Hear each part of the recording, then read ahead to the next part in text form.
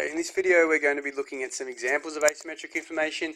In particular, examples where in this video where the producer has more information than the buyer or the seller has more information than the buyer. So over the next two videos we're going to look at instances where the seller has more information than the buyer, and some good examples of second-hand cars, dentists, mechanics, vitamins and herbal supplements and jewellery. And then some examples where the buyer has more information than the seller, particularly health insurance and car insurance. And we'll also look at examples of when there's asymmetric information in the workplace because the employee has more information about their work experience than the employer. So, when the seller has more information than the buyer, often the seller knows more about the quality, reliability and features of a product than the buyer because of their experience and their know-how of the product. If the government doesn't intervene, the seller may make false statements about the quality of their products. So they may hide the defects, and that can lead to suboptimal decision making. So first example is second-hand cars. You need to be able to articulate, when you're talking about second-hand cars, what's the asymmetric information, why people who buy the second-hand cars suffer, why producers can also suffer, or producers of good second-hand cars, as well as people that are scared to buy second-hand cars and why they suffer as well. So the seller of a used car will usually know about the defects of their vehicle quite well because they're selling it, they've experienced the car, and where the buyer does not. So that's the example of the asymmetric information. Used car salesmen can often therefore sell lemon cars. So they are cars that are sold to consumers with faulty parts or faulty products. And people therefore purchase adversely because they buy a car that's got problems with it they didn't know existed. So if you spend money on a lemon car or a defective car, then efficiency is not maximized for you because you're buying something that's clearly a defective product. Buyers want to avoid buying a lemon car that will cost them thousands in repairs, so they choose to buy new cars instead. So the first adverse selection would be you buying a lemon car or a dodgy car. But then because they're scared of buying a lemon car, they buy new cars instead. So they choose to buy new cars instead of, and are only willing to pay a smaller amount for old cars. So owners of good cars, of good second-hand cars, cannot sell them due to consumers being skeptical. And this prevents honest sellers from getting the price for their second-hand cars that they deserve. So the inefficiency is not just that people get exploited and people get that don't have enough information, or consumers, they get hurt, but it also hurts producers that are trying to sell second-hand cars because everyone's worried about them being defective products. So you may have heard the phrase that a car loses thousands of dollars when you drive it out of the car yard.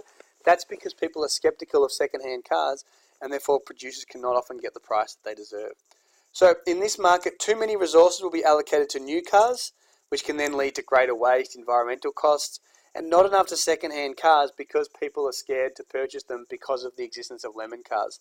That means mutually beneficial transactions for both the producer and the consumer do not take place.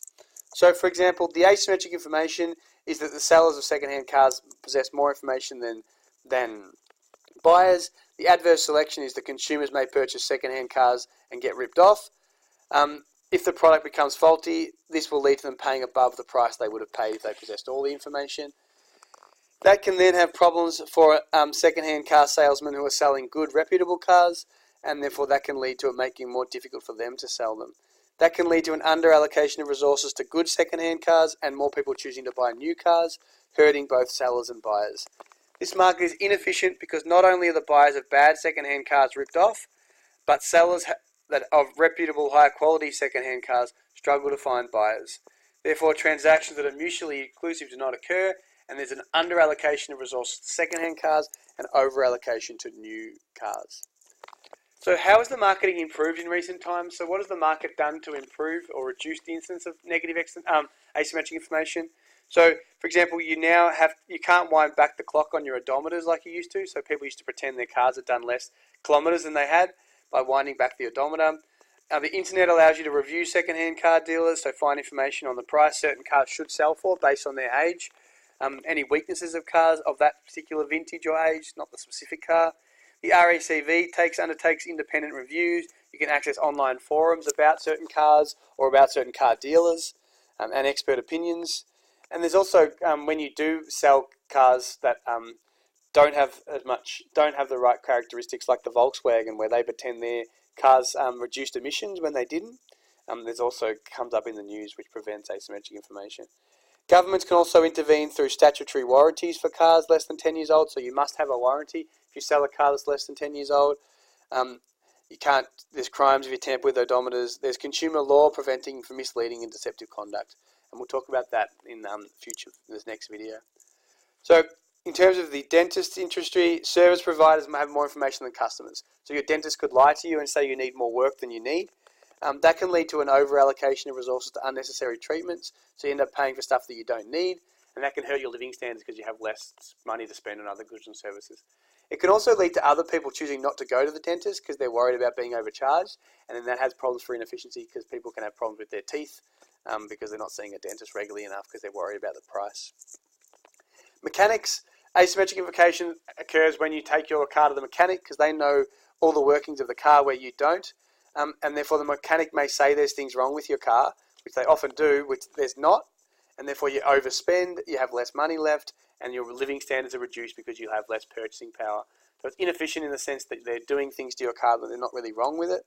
It also leads to a lot of wasted time because consumers become skeptical of second-hand car dealers, and therefore they shop around a lot for the best deal, and that has high transaction costs. They're wasting a lot of time. They may waste a lot of time and then not even find a better alternative anyway. So that has problems for consumers as well. So it causes wasted time. It causes you to have things done to your car that is not needed at that point in time. Vitamins and minerals is another example. Sometimes producers will claim that their products do things that they don't, like suppress appetite, promote weight loss. If this proves false, there's often over-allocation of resources to these products because people buy vitamins or herbs thinking they do things that they don't. Others may under-allocate resources to vitamins that could improve their health because they're skeptical of others that have misled them in the past. So there may be an under-allocation of resources to high-quality products because of the skepticism from poor dealings in the past. Asymmetric information can also occur in factor markets, but we'll talk about that in the next video.